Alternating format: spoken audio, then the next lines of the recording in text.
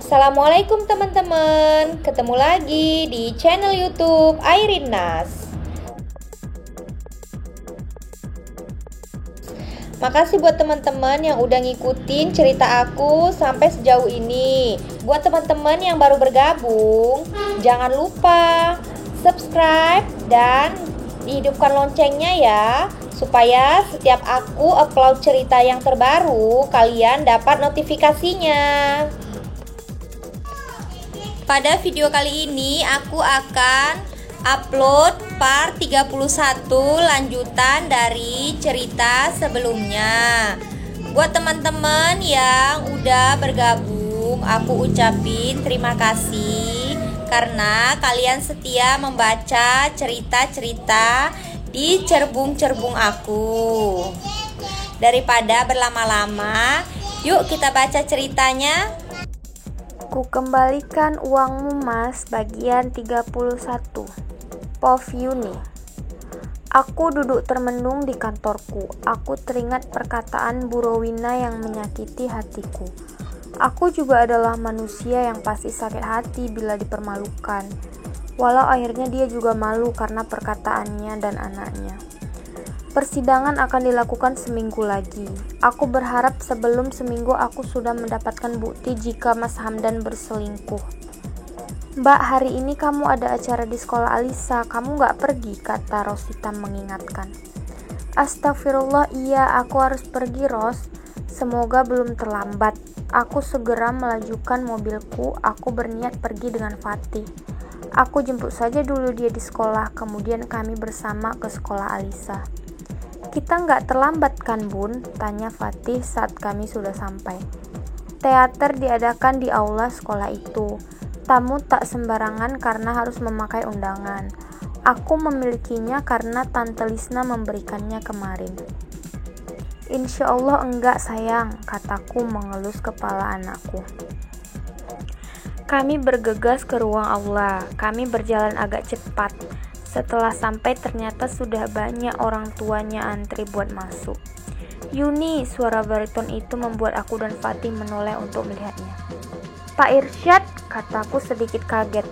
Aku pikir dia tak datang karena Alisa pernah berkata papanya sangat sibuk dan Tante Lisna juga meyakinkan aku kalau putranya sibuk di kantor. Ada Pak Irsyad, kataku dengan tak enak hati. Aku menjadi salah tingkah, bagaimana menjelaskan padanya mengapa aku di sini? Bersama Fatih? Iya Pak, saya sebenarnya, aku bingung mau berkata apa. Kamu mau nonton Alisa kan? Iya, karena Tante Lisna mungkin dia tak ada yang menonton, karena semua sibuk dan kebetulan saya tidak sibuk, kataku sambil tersenyum kecut. Kamu cukup akrab dengan Mama. Yuni, sepertinya dia suka denganmu saat pertama kali bertemu. Begitu saja Pak. Saya senang Tante Lisna mau berteman dengan saya karena dia baik. Saya sangat menghargai dan menghormatinya karena dia bisa memuliakan orang lain, ucapku. Yuk kita masuk, ajak Pak Irsyad pada kami berdua. Aku menggelengkan kepalaku. Bapak sudah datang, berarti saya pulang saja. Kenapa? Alisa nanti kecewa kalau kamu pulang, katanya dengan lembut. Tetapi aku berpikir sebentar. Benar kata Pak Irsyad, nanti dia kecewa kalau aku tak datang. Aku ikut masuk saja, kataku padanya. Terima kasih sudah mau datang Yuni, aku sangat menghargai kedatanganmu. Dia berkata lembut, aku sedikit kebaperan. Pak Irsyad membimbing kami ke tempat antrian. Setelah antri ternyata hanya pemilik undangan yang bisa masuk, sedangkan Fatih tak mempunyai undangan. Kami pulang saja Pak, kataku ke Pak Irsyad. Tak enak bila anakku tak masuk karena dia sudah ikut bersamaku. Jangan Yun, pasti ada cara lain. Sebentar aku akan bicara pada panitia kalau kalian juga bisa masuk.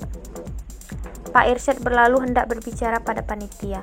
Kami menunggu. Beberapa saat kemudian, Yun, kita bisa masuk, ayo, ajaknya. Aku mengandeng tangan anakku berjalan ke gedung aula di mana akan diadakan teater sekolah. Kami duduk manis menunggu acara dimulai. Aku duduk di sebelah Pak Irsyad sementara anakku duduk di depan. Panitia memberi tempat duduk di sana. Mengapa tidak aku saja? Aku merasa tak enak. Acara dimulai, pembukaan teater sekolah. Siswa yang menjadi moderator memberi pidatonya sebelum acara dimulai. Kami menikmati acaranya. Alisa berperan sebagai anak miskin yang bersekolah di lingkungan elit. Dia memerankan pemeran protagonis, sementara dua temannya berperan antagonis. Kami menikmati drama sekolah Alisa. Alisa pandai berakting saat dia menjadi korban bully dan depresi. Dia ingin putus sekolah serta ada rasa dendam juga dengan teman yang membulinya. Aku sangat menikmati drama itu, benar-benar apik dan bagus. Setelah drama berakhir, kami bertepuk tangan sambil berdiri memberikan aplaus. Penampilan Alisa sungguh memukau. Terima kasih Pak, mau datang. Tante Fatih datang juga, dia memelukku. Aku membalas pelukannya. Aku berkata, selamat ya Alisa, bagus banget sayang, Tante suka sekali. Sekali lagi makasih Tante, untuk merayakannya bagaimana kalau Papa traktir Alisa makan dan Tante Yuni serta Fatih ikut juga, kata Alisa mengurai pelukan kami. Boleh sayang, asalkan kamu senang saja, ujar Pak Irsyad. Ikut ya Tante, please, kata Alisa padaku. Aku mengulas senyum merasa tak enak hati menolaknya. Baiklah sayang, kami pun makan bersama. Aku sangat senang bisa makan dengan Alisa dan Pak Irsyad. Mereka sangat baik. Aku merasa senang juga Fatih menikmatinya. Hanya Cecil yang tak ikut. Dia terpaksa tinggal di sana bersama babysitter dan Rosita karena masih 7 bulan dan repot membawa bayi. Seumur-umur, aku tak pernah diajak Mas Hamdan makan seperti ini. Jangankan makan di restoran, makan di warung pinggir jalan saja dia rugi. Katanya lebih bagus makan di rumah daripada membuang waktu dan uang harus makan di luar. Rugi dan pemborosan. Masa lalu yang tak pernah menyenangkan. Aku sangat sedih mengingat masa laluku. Aku sudah sangat yakin berpisah dari suami seperti Mas Hamdan. Kamu mikirin apa Yun? Tanya Pak Irsyad heran karena aku diam dan memandang hanya satu titik. Tidak ada, kataku malu karena ketahuan melamun. Kamu teringat masa lalu? Tanyanya lagi. Enggak kok Pak, dustaku. Masa lalu enggak perlu dipikirin Tante, ada Alisa dan Papa, pasti Tante lupa dengan masa lalu. Alisa menyaut, aku hanya tertawa mendengarnya dan tak mengerti artinya. Kulirik Pak Irsyad merasa malu atas perkataan Alisa, begitupun aku. Yun, saya mau berbicara sama kamu, Pak Irsyad tiba-tiba menyela. Iya, apa Pak? Sesuatu yang penting buat saya. Saya sebenarnya agak ragu sih menyampaikan, namun mama saya selalu menyuruh saya berkata jujur padamu. Dan ini waktu yang tepat karena ada Alisa juga di sini beserta Fatih bisa mendengarkan, kata Pak Irsyad dengan helaan nafasnya. Dahiku mengernyit berpikir sebentar. Maksudnya saya kurang paham Pak, kataku heran. Alisa dan mama sudah cocok dengan kamu, begitupun saya mau berkata Yuni, Aku semakin tak mengerti perkataan Pak Irsyad, namun Alisa tersenyum manis seakan mendukung. Pria itu juga terlihat gugup. Aku menunggu saja dia menyampaikan maksudnya. Saya tahu ini kurang tepat Yun, namun kami takut terlambat, kami takut kehilangan kamu. Anak saya dan mama menyayangi kamu, begitupun dengan aku. Aku terkaget mendengar ucapannya. Apa maksud Pak Irsyad sebenarnya? Saya nggak paham Pak. Biar saya perjelas Yun, saya ingin kamu menjadi istri saya. Saya ingin kamu menjadi ibu Alisa dan bisa menyayangi anakku.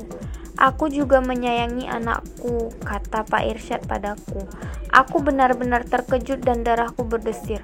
Aku tak mimpi. Tetapi saya, kataku ragu. Dia sepertinya paham masalahku. Saya tahu ini berat bagi kamu karena kamu masih harus mengurus perceraianmu dengan Hamdan. Tetapi saya takut kami terlambat. Bisa saja kamu sudah ada yang memiliki setelah itu. Dia menatap netraku. Aku merasa bingung dan ragu. Aku tak tahu perasaanku. Yang aku tahu hanya aku takut berumah tangga lagi. Tak semudah itu menerima pria lain setelah Mas Hamdan menorehkan luka. Luka itu masih terasa walau aku santai, namun di dalam hati ini ada palung. Palung yang sangat jauh dan Mas Hamdan sudah melukai sedemikian rupa. Aku berpenampilan tegar padahal aku adalah wanita yang rapuh. Aku wanita yang lemah. Aku memaksa kelemahanku menjadi kekuatan untuk melawan lelaki yang masih bergelar suami namun tak ada tanggung jawab. Apa yang harus aku jawab, Pak? Maafkan saya, kataku menyesal. Tak perlu terburu-buru, Yun. Kami akan menunggu sampai kamu selesai bercerai, dan kita bersama bisa saling mengenal. Kami juga akan menunggu kamu menyelesaikan masa idahmu. Izinkan kami berharap, Yun, kata Pak Irsyad dengan ekspresi entahlah, begitupun Alisa. Dia sepertinya sangat berharap. Aku merasa tak enak hati, benar-benar tak enak hati. Terima kasih atas sanjungan yang sangat besar ini, Pak. Saya bahagia. Kalian sangat menghargai saya. Tante akan jawab saat selesai perceraian dan ketuk palu. Izinkan saya berpikir ya, Pak, kataku. Aku tak bisa berpikir dan kukatakan sekarang saja itu karena kalau sekarang aku bilang tidak, maka Alisa akan kecewa dan sangat membenciku. Alisa, tunggu Tante. Kami berharap Tante menjadi bagian dari keluarga kami. Anissa menatapku dengan penuh harap. Kamu suka ngemil juga? Tanyaku saat kami sedang di supermarket berbelanja bersama. Aku membeli kebutuhan anakku, Alisa membeli kebutuhannya. Gadis periang itu juga yang mengajak kami berbelanja bersama. Suka sekali, nanti giginya copot loh, saud Pak Irsyad. Papa, Alisa terlihat cemberut. Bercanda sayang, Pak Irsyad mengelus kepala anaknya. Ini buat Fatih supaya sehat, bisa buat konten menarik. Alisa mengambil susu, dimasukkan di troli. Tante temani Alisa buat cari pembalut. Gadis itu menarik tanganku. Aku mengikuti. Pak Irsyad dan Fatih kami tinggalkan. Mana yang bagus Tante? Mana ya? Aku juga bingung. Aku beli ini dulu sayang. Suara wanita di samping terdengar manja. Ambillah sesukamu, terdengar suara sang lelaki. Aku menoreh ke samping. Mas Hamdan, seruku. Bersambung. Makasih ya teman-teman udah meluangkan waktu membaca novel aku.